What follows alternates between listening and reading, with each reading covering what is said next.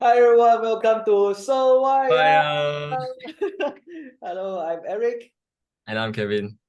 Yep, thanks everyone for tuning in. This topic today, it may apply to some of you guys because of COVID period. The topic is why your LDR work, Kevin.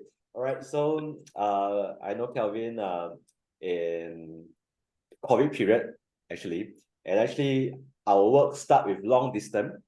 But the relationship is not the boy girl, that kind of relationship. It's like colleague relationship. So actually you're also in long distance relationship in some sense. Yes, yeah, yeah. Yeah, but just Just that a we are in working a relationship. working relationship. Yeah. But other than that, Kevin also started his different LDR with his partner. So right now we already post COVID. So in the post COVID time, I believe intimacy, face to face, like a lot of our interactions, we would like to make it in a physical space lah. So Kevin, so why LDR and why your LDR work? So maybe start off with like how your LDR started then. Okay, so how it started, it didn't really start as hey, I want to get into an LDR, of course, right? Because as people people would know, you don't really get to like choose like your partner, okay, I choose like so and so, this is their traits, and then they need to be living next door, right? Okay. Like, in the perfect world, maybe yes, but sometimes it can happen anywhere. You can meet your partner anywhere. So I met my partner in a different country, right? In a country that I don't currently live in. Fortunately, we are neighboring countries, Malaysia and Singapore. Oh, And yeah, so that's, I guess, how the LDR started. okay. Oh, maybe you just like define a bit what is LDR then, because Singapore Malaysia is not that far there. Like Okay. why do you think is a LDR then, like All right. Singapore So Malaysia? LDR in my definition of LDR is any commute that goes outside of your day-to-day standard commute timing. So like let's say if you are someone, you on a daily basis, you meet friends, you go to work, maybe that time span is about a good 30 minutes, right? Maximum 45 minutes, right? Then that perhaps is your standard baseline. And anything maybe beyond that, right? Maybe like easily like a 2 hour-ish timing, something like that. That's probably where I would start the benchmark of what is defined as an LDR. So me Wow. living in Malaysia, right? Of course, if I want to meet my friends and or even go to work, it takes me like, I don't know, maybe less than half an hour. But now if I want to meet my girlfriend, right? Uh by flight, it will take me door to door about 5 hours. Yeah. Okay. Wow, then your definition is quite tight in the sense that half an hour half an hour is like, so for example in KL, right, you jam like in highway like 1 hour already, so that one consider long distance relationship already. Okay, so like I said, so it depends on your day-to-day, Okay. right? Like what you're normally used to and what you're comfortable with.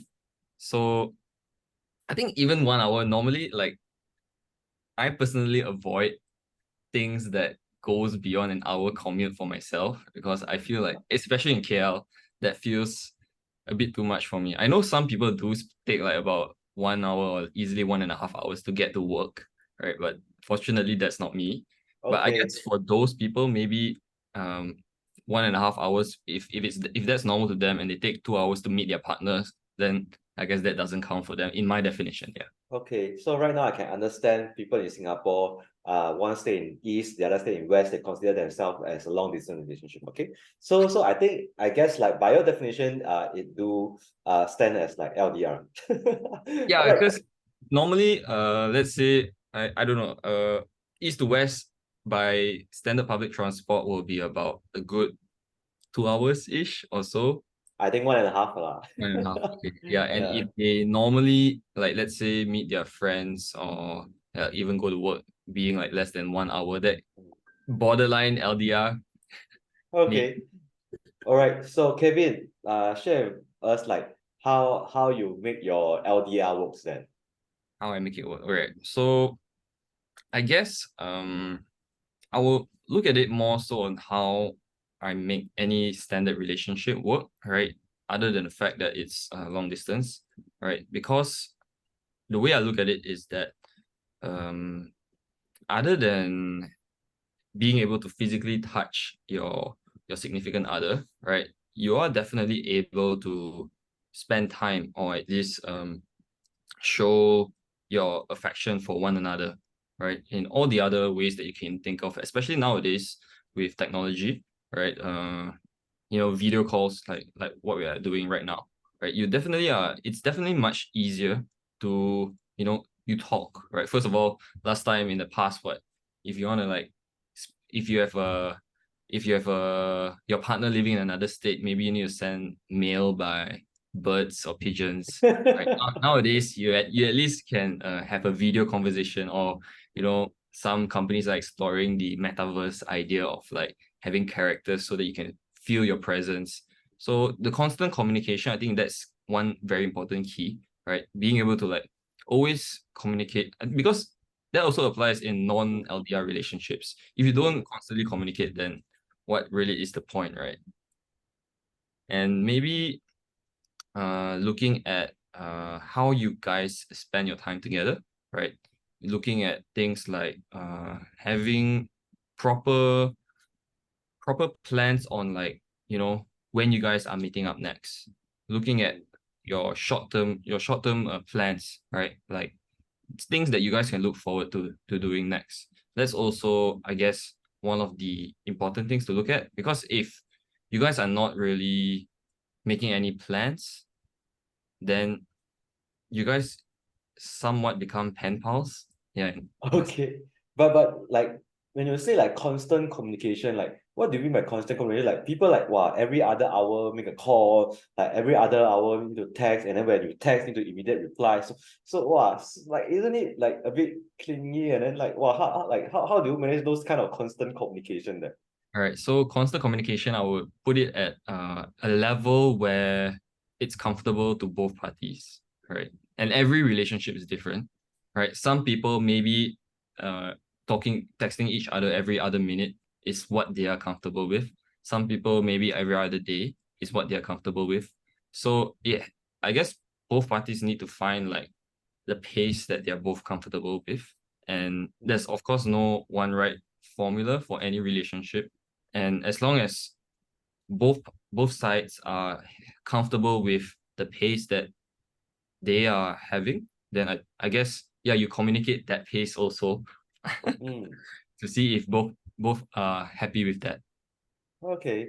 And then when you talk about planning, like what is the planning that you mean, like other than like just like how long should we meet? Like do you planning to like really like end this like LDR, or you just like constantly LDR even after you get married, got kid? Like how do you plan all these things then?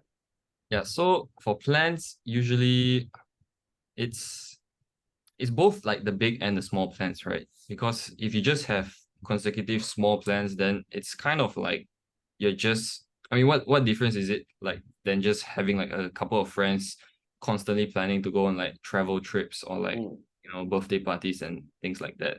So of course, like there's like big plans that it's necessary, like once you're both comfortable with certain topics, to sit down, or at least, to lay things down, like, what your perspectives at least on the ideas that both partners have on how to go about something, right? Like let's say if you want to eventually break the long distance, because if we're mm. long distance forever, then what is the point, right? Yeah. Yeah. So like how do you communicate like how like when should you break the LDR? Because like maybe both party the plans isn't the same, like then how do you align this kind of plans then? So first of all, maybe looking at like any ideas that, on the idea of like, hey, we want to eventually not be long distance, right? And maybe we can come up with a list of ideas, right? Just to brainstorm a little bit, and then see if how comfortable or how realistic is it that both parties are with that idea. And once Mm, that idea is in place, then you guys sort of both have like some peace of mind that, hey, we're working towards this, and this is going to be a reality eventually, right? And it feels more real in that sense, where now you both have like a general rough feel of like, I'm working towards that direction, and I don't have to like, in both parties' heads, like, when is this going to be over? And you guys can roughly have like that sense of feeling like it's more realistic in the sense where you don't have to like do any guesswork in that sense. Yeah. So in your LDR, do you make any boo-boo, and then how you recover from it? Fortunately, no major boo-boos, but Okay. I would say